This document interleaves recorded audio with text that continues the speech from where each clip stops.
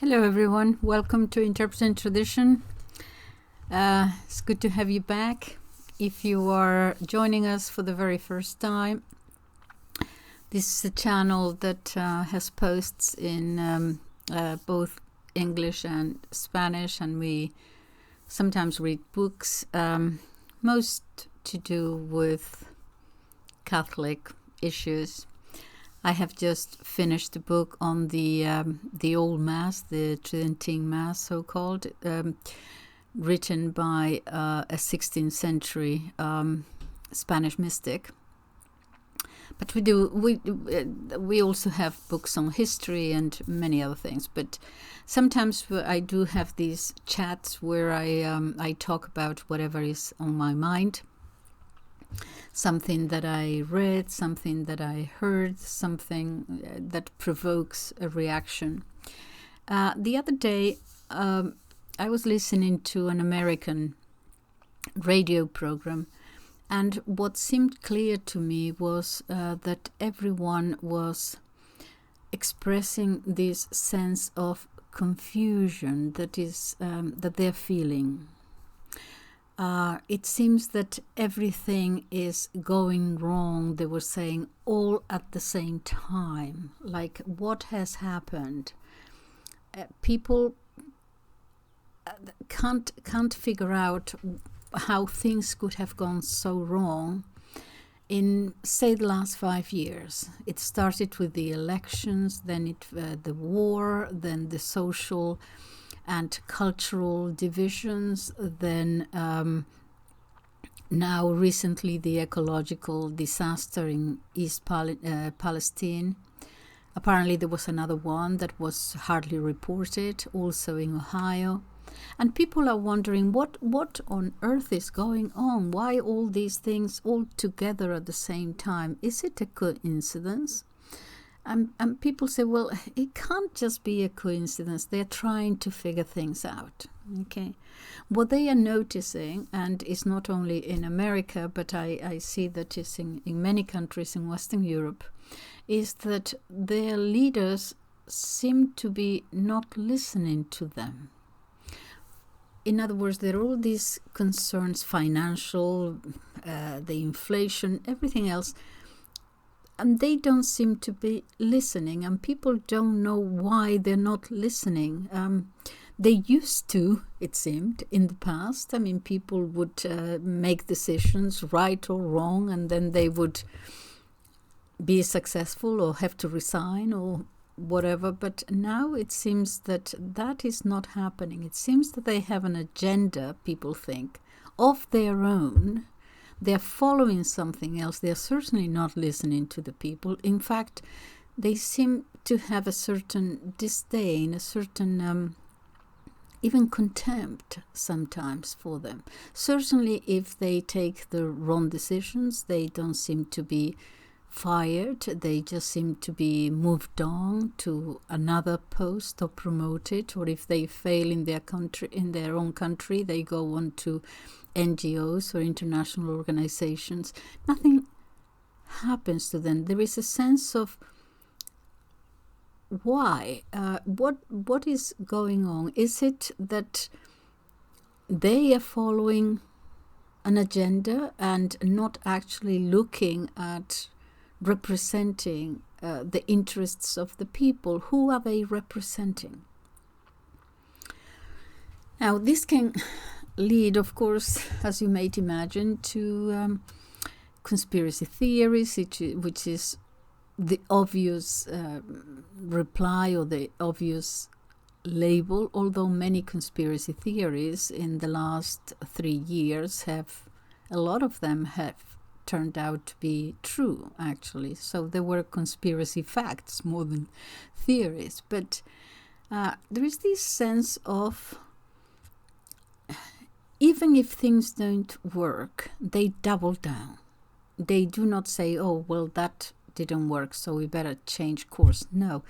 Is it it seems as if they are following instructions. Now, who could possibly be giving instructions to all these different politicians from different countries? Now, that takes you to, excesses, and I understand that.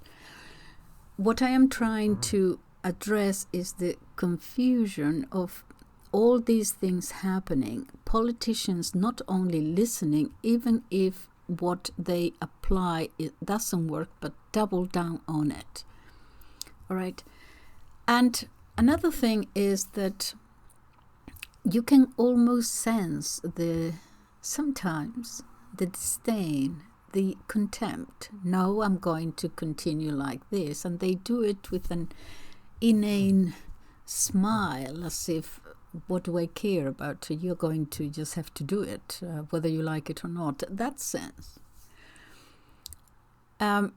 It's a sort of a bravado. It's not courage. Courage, you stand by yourself, yes, and you have the consequences, right or wrong. But you have your own principles, and you say, this is what I believe, and this is what I'm going to do. And of course, if you're wrong, well, you will have to resign.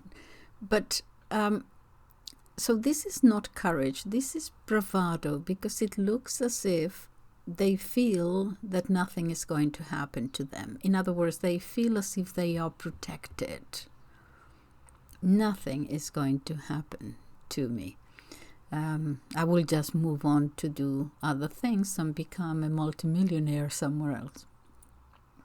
So what is going on now? A lot of people are talking in this global world about, a one world government or one world governance at any rate, because it's not an actual government as such, but it is a force, an elitist force, financial, whatever, I don't know. But they have the goal and the strategy, and the others, politicians in their own individual countries, are following these prescriptions, and nothing happens to them, regardless of how unsuccessful their policies might be, and nothing happens. Now, is this a fact? Is there some, obviously unelected, because we don't know who they are, leaders that want to actually create if not government, one world governance? Okay, so let us imagine for a moment, many people think that, yes, there is such a thing. Okay. Let us imagine that they do exist, and this is the way that they want the world to go. My question is, why? Now you can say, well, power, money, they already have that. The movers and shakers that run the world, that govern the world, already have all the money they can have. I mean, how much more do you want? I mean, you can't take it with you. They can't take it with them. How many more billions? It doesn't make sense. It has to be, it's not just money. It has to be something else. Okay, so what is it? Is it power? Power for what purpose? Power towards what end? Now, you cannot answer that by saying power. Power for what? Because they're doubling down. I mean, a lot of policies at the moment are causing a lot of pain and a lot of suffering to a lot of people in a lot of countries. Now, there has to be an ultimate end, an ultimate goal. Power to get what? To do what? Now I'm reminded here of, I think I mentioned this in another chat. You remember Dostoevsky's in the House of the Dead talks about power, raw power. He was in Siberia, sent to in the 1860s, sent to the prison camp there, and he is very often, I'll just say it very quickly because I did explain it, I think, a little bit better than I'm going to do now in another chat, but he an observer of human nature as he was. He was very often in the infirmary because he was an epileptic, and actually quite often, like every 3 weeks, he would have an epileptic fit. Anyway, there in the infirmary, he notices that a lot of convicts coming every day, come and go, as it were. This was because the convicts, when they did something wrong, disobeyed, whatever, they were punished with lashes and scourges, so they would have 100 lashes, 500, 2,000, whatever, depending on the crime. And the most painful one was the lashes with the branches of a birch tree, because they cut into the skin and so on. So if you were punished with 1,000 lashes with the birch, they would have to stop after 150 or 200 because the guy would die. So they would stop there and send them to the infirmary, and they would have to be there for a few days until the wounds healed a little bit, and then they would have to go back and get another 175, whatever. I mean, I shouldn't laugh, but so Dostoevsky noticed that when they came back to the infirmary, they would talk to one another about these lashes in a normal way. They would say, how many did you get today? Oh, I've got 200. Oh, I've only got 150. How many have you got left? Oh, I still have 700 to go. Oh, I only have 200. And they would talk normally about this. So he was observing all the time, but he also observed the people they called the executioners. In other words, the ones who executed the crime, the punishment. And very briefly, if you haven't read the book, you should read it, The House of the Dead. It's really eye-opening in many areas. But anyway, he noticed that these people whose job it was to punish the convicts, at the very beginning, when they were new, they would, start with the lashes, 1, 2, 3, and so on, But they were aware that they were inflicting pain on another human being. Of course, they did their job, otherwise they would get the lashes themselves. But so they would do their job, but they were aware, and there was a certain, if not empathy, at least, as I said, awareness of the pain they were inflicting. Then there is another stage, and that is when you get used to it. And so you just start 1, 2, 3, and so on. And next, they didn't feel anything. Then there is a third stage when they become aware of how powerful they are. This is an awareness of, I have this power in my hands. Now, the convicts who had been there for a while, they knew almost by instinct how they had to react to this, let's call it third stage. So they would, when the executioner would be there very next, they sensed it. So they would throw themselves on the ground, on their knees, pleading, oh, please be merciful, I have a wife and 8 kids, and so on. They had to plead. The point is that they had to beg. The point was that they had to acknowledge, in a way, their power. And then, of course, they would get lashes, but they had to go through this ritual of acknowledging the power. The new ones didn't know this, and so they would go very cocky like, saying, I'm not going to beg, I'm not going to cry, I'm going to grind my teeth, and they would get it double. Because they would not comply, because they would not beg, because they would not acknowledge that power. That is what they wanted.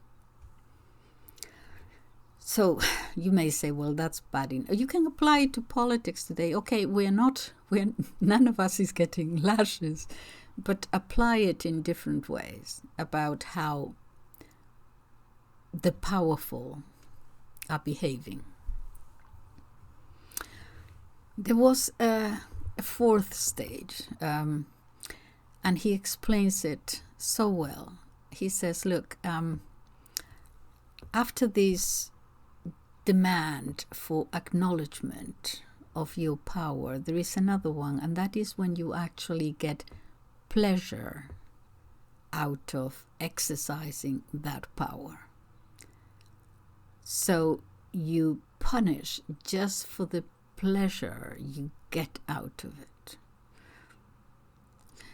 The problem with this is that the pleasure that you get, is like a drug. You need more and more. You just don't have the same degree of pleasure today as you will have doing exactly the same thing in 3 months' time. It doesn't work that way. You have to increase it periodically. It's like a drug, until you get this satisfaction, this pleasure out of inflicting pain. A few decades ago, there was a famous, I don't remember the details now, this in the 70s when I was young, of someone, a Western person, let's not mention the country, that was actually torturing in some colony in Africa. And the way he would torture is very slowly to cut the skin, to skin off the skin of the convict slowly while listening to Beethoven. Okay, so the pleasure that you get out of it. My question is, okay, let's put that aside. Now,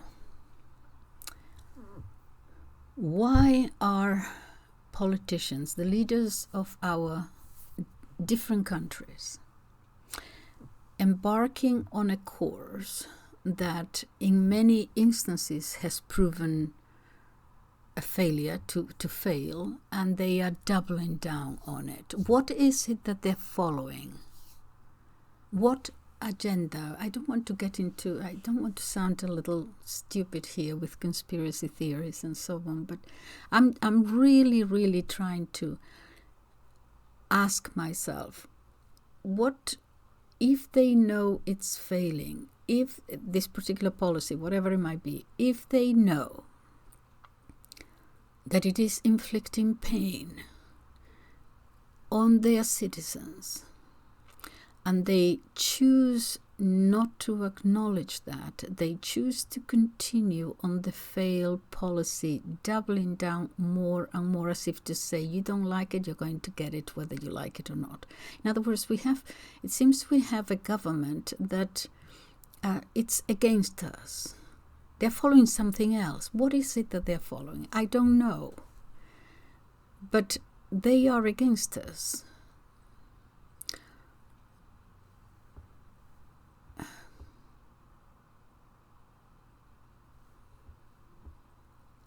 I cannot answer what do they want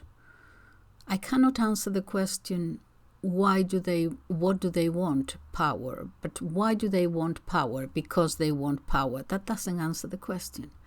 My question is, to what end? What is it that they're trying to achieve? And this is the question that many people are asking, to the point where we are all going insane, and some people have started to think, is there evil in the world? Is there, I mean, okay, we were raised with, knowing about good and bad and evil and the devil and Satan and this and that, but we had sort of forgotten about, okay, yes, we understand it, but all right. But people are beginning to ask seriously, could there really be such a thing as evil in some sort of way running the world or taking us in this direction, because we cannot understand it? All right, so that's the political side of it. In relation to the Catholic Church,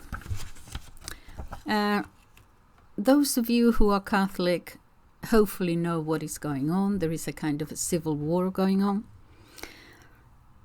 Those of you who are not Catholic, you don't care, or if you're anti-Catholic, don't gloat, because the same is going to happen to you.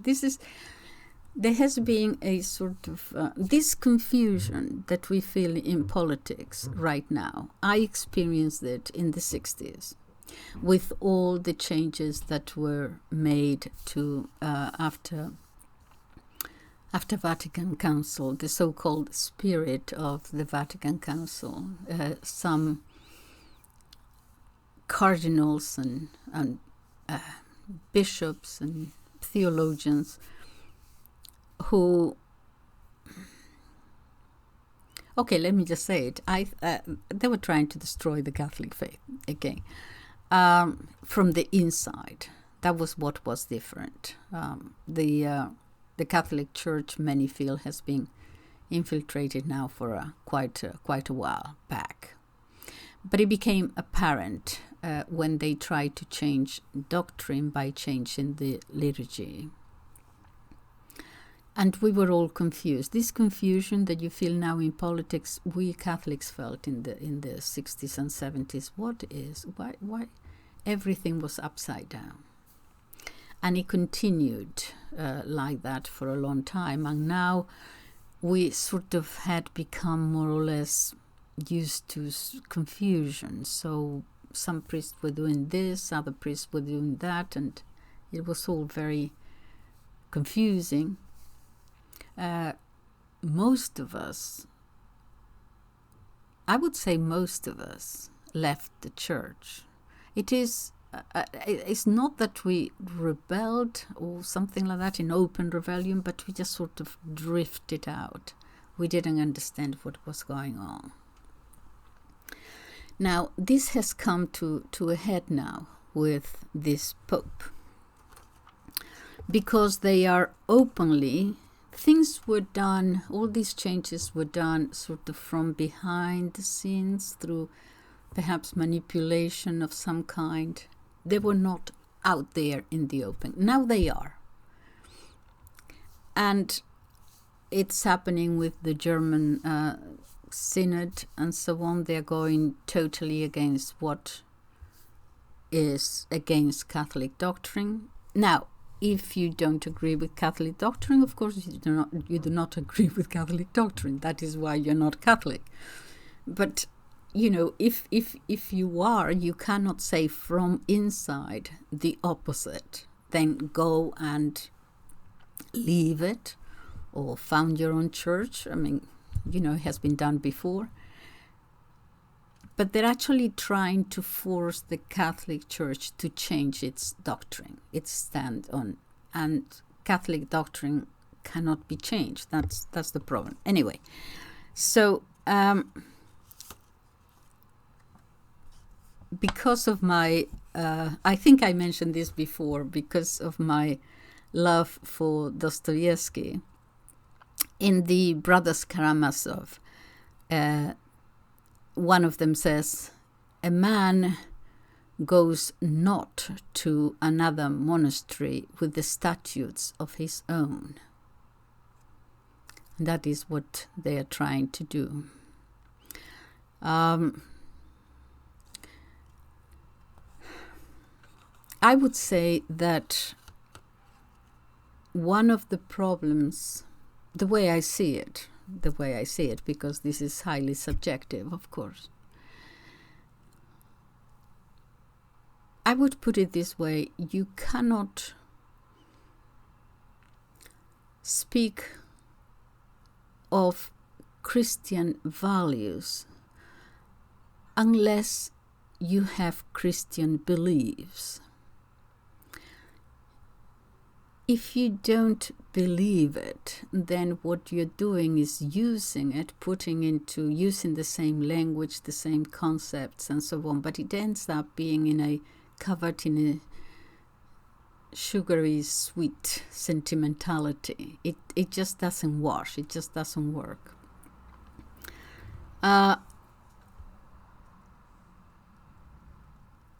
Why is... And to all this, the point is that the Pope is pretty much silent.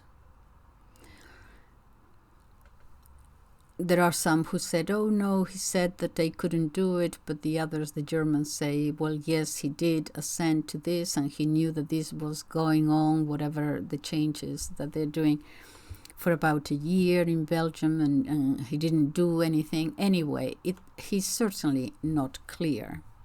My own particular opinion is that he is in tacit agreement with them, creating a sort of to us a sort of a moral concussion.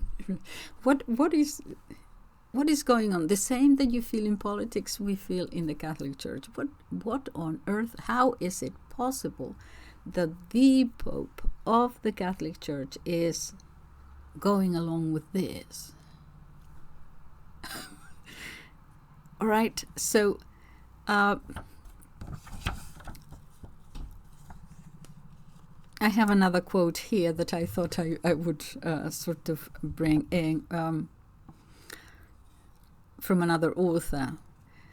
They make the sign of the cross at the public square. Remember the Pharisees? Or I would say on airplane interviews or on Twitter, and then cast stones at the crucified Christ. The German heretics, because they are trying to eliminate really the divinity of Christ.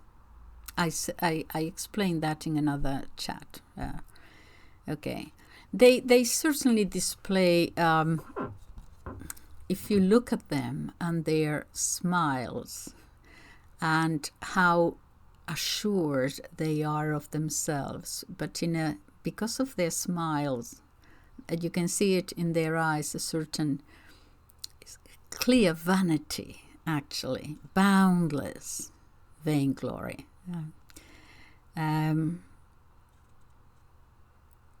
In the case of the Pope, is a wounded one. You can see it in his eyes. The dread. But these Germans,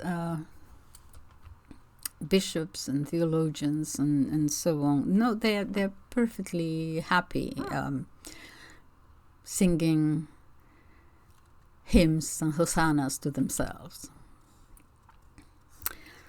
There is a famous quote from Saint Teresa of Avila. Saint Teresa of Avila was, this famous Spanish mystic, and she was actually quite funny. You think of Saint Teresa as this mystic like that. I also have another chat about translating Teresa of Avila and how difficult it was because of the way she speaks, very colloquially and so on. She, I'll tell you a story. She was, this is in the 1500s, okay, 1560s, 1580s, don't know. So. And she's traveling, opening up convents and things, okay, and she's traveling in this carriage, in this, very poor sort of carriage, and it capsizes, and she ends up in the mud, absolutely covered from head to toe in mud. And she gets up and she looks at heaven like like a god or something, and she says, "Dear God, if this is how you treat your friends, no wonder you have so few." in her inimitable style. She has another saying. I have translated it here. Where is it? God writes straight with crooked lines. God writes straight with crooked lines. And I would say to the Pope. Okay, so I'm going to talk to the Pope from here. You might just be a crooked line here, perhaps even insignificant in the way of things, because it is possible that God is using this time to purify the church again. Every 500 years, the human side of the church needs to be brought down a notch or two or 500. And so you could be perhaps the means by which this is going to be done. The liturgy of the church, of the Mass, which you so want to change, is not going to disappear, as you know. It's there, and it's going to start. Young people are attracted to it. Young people who are looking for, who feel lost, who feel abandoned, who feel empty. They're looking for something.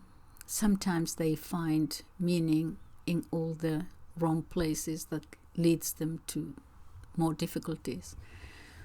But some are coming back to the church, and when they come back, they go to the old Mass, the one that had been celebrated for almost 2,000 years, and that you are so trying to eradicate. He gave an interview to the Spanish press there a while back, and he was amazed. He said, "I don't understand why young people want to go back to traditional." He was hungry. It's because the new is not given, is not feeding them spiritually, when every priest is doing whatever they want. It's not feeding them. They don't find any answers there. And the insistence at the moment of adapting the church to the modern world. In other words, look at the modern world, look at the ideologies there, and let us accept those. Okay, that is the problem.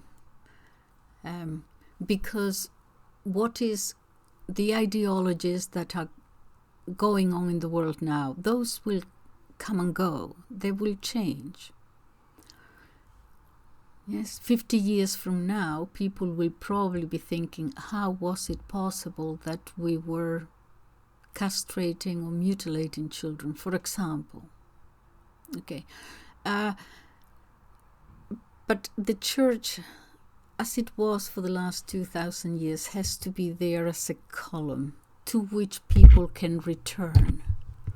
Once they have abandoned it because it's old, okay, for greener pastures somewhere else, they will eventually come back to give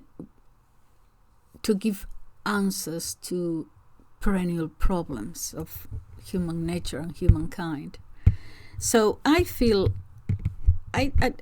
very sad because I have to live through these times, but I don't, in the long run, I do not feel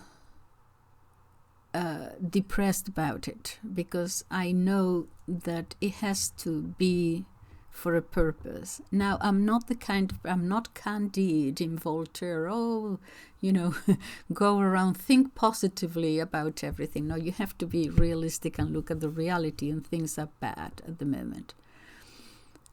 And many people, through heretical bishops and cardinals, are being taken in a different direction. Okay. The majority of the bishops are quiet. They're saying nothing. A lot of them are now increasingly speaking about this heresy. But most of them have been very quiet, like, hiding under the bed. Remember the crucifixion, that all they dispersed, they all went, me no Alamo, no, that had nothing to do with me. That is where they are. In other words, many of them are like career politicians, they're thinking about themselves. So this has to be eventually purified too, who is a true pastor and who is not, who's just dressing up like one. So what am I saying here is that the Pope is trying to lead the church into this one world church. He went to Abu Dhabi, I think, and this moving towards this one world religion, sort of. With this, I don't know, who is God, this Deus Ignotus, perhaps the God of the Gnostics, perhaps, this with all its emanations, this entity, this spirit, this something. Because it is not possible to have a one world church, in that, the Jewish people have their own beliefs. They're not going to accept anything else. So do the Muslims. He's supposed to be the head of the Christian church, the Catholic church, and what he's doing is minimizing Christianity. This is my problem. I don't know whether he's doing it on purpose or not, but he should know the effect that his actions are having. I said that the German heretics are very pleased with themselves, yes? But I don't think that you can see in Pope Francis this same satisfaction. I think he's angry. I think he knows the difference. He is Argentinian. He's not German. He knows the difference between Catholic and non-Catholic.